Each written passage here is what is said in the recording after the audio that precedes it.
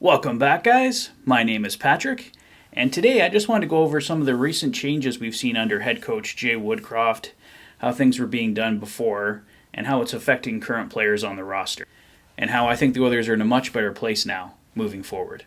This video isn't meant to be a piece tearing apart the work done by Dave Tippett, but in the very short time period that Jay Woodcroft has been head coach, we have seen a massive shift and witnessed what this roster can be truly capable of. The Oilers don't have a perfect roster, holes remain, they aren't a Stanley Cup favorite, but over the last week, we have seen there is a ton of previously untapped potential. Dave Tippett and Jim Playfair helped make this team better, give them credit for that. But when things didn't go to plan, two key faults would come to the surface. Their names are Connor McDavid and Leon Draisaitl. Far and away the two best players on the Edmonton Oilers, elite players in the NHL, considered among the best.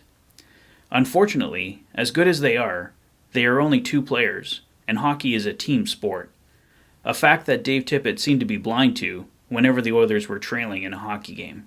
Dave Tippett's go-to move was to put Connor and Leon together and basically run them ragged until the Oilers either came back or would ultimately fall.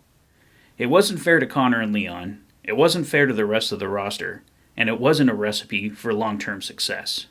Yes, some nights it worked. Connor and Leon are that good. But in the process, you alienate everyone else on the roster that you need to come through for you.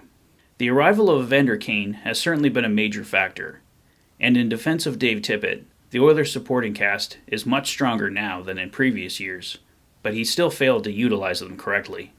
Derek Ryan, who has enjoyed a resurgence since the arrival of Jay Woodcroft, playing with Ryan Nugent-Hopkins and Warren Foegele, forming the Oilers' highly effective and productive third line, shared the following comments in his post-game interview that I found very interesting.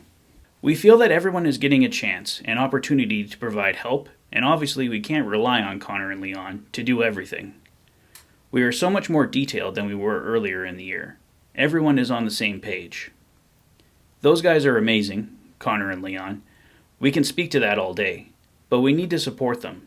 But we also need the opportunity to do so. It was just hard early in the year. You aren't playing much, and you sit on the bench. It's pretty tough when you sit there for 15 or 20 minutes, and you're expected to go out there and contribute. Obviously, Derek Ryan is just one example, and he made it very clear in his remarks that these are just his thoughts and feelings. But you have to imagine these feelings are shared by many in the locker room. Connor McDavid and Leon Draisaitl can win scoring titles and MVP titles on their own. They can't win a Stanley Cup on their own. The foundation that head coach Jay Woodcroft has started to build here is much more than just a short-lived coaching change bump, in my opinion anyway. If following this video the Oilers go on an extended losing streak, obviously that's not the case, but I don't think that's going to happen. The Oilers will lose, of course, but I don't think we will see extended periods again like we saw in December.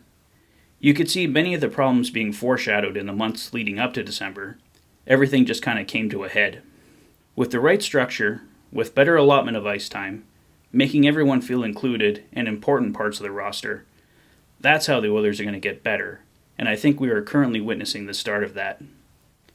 It doesn't mean every player gets equal ice time, but every player has to have a defined role and feel like they are part of the solution. They can't just be sitting on the bench as Connor and Leon's cheering squad. Connor McDavid and Leon Draisaitl aren't going to demand a trade because their ice time gets cut. They will eventually want out if there are no results. They have both said they are willing to do whatever it takes. With their best players buying in, the Oilers have a real chance to move forward. Word came down today that Jesse Puljujarvi will be out roughly 4 weeks with a lower body injury. As hard as it is to lose him, this can be another rallying point for the team. It will give other players a chance, and they have to make the most of it. I expect we will see Seth Griffith or Brad Malone on their way to Edmonton shortly to help out. The Oilers' next 5 games present a terrific test. Winnipeg, Minnesota, Tampa Bay, Florida, and Carolina. Some of the top teams in the league. Can the Oilers shut them down? Time will tell, but if they really want to prove something to themselves and the rest of the league, this is a golden opportunity. Well, guys, those are my thoughts. Let me know your thoughts in the comment section below. If this is your first visit to the channel and you like what you see, please consider liking and subscribing for all the latest Oilers content. You've been watching the Oilers Fanatic. Thanks for being a fan. Have a great evening, guys, and I'll see you soon. Take care.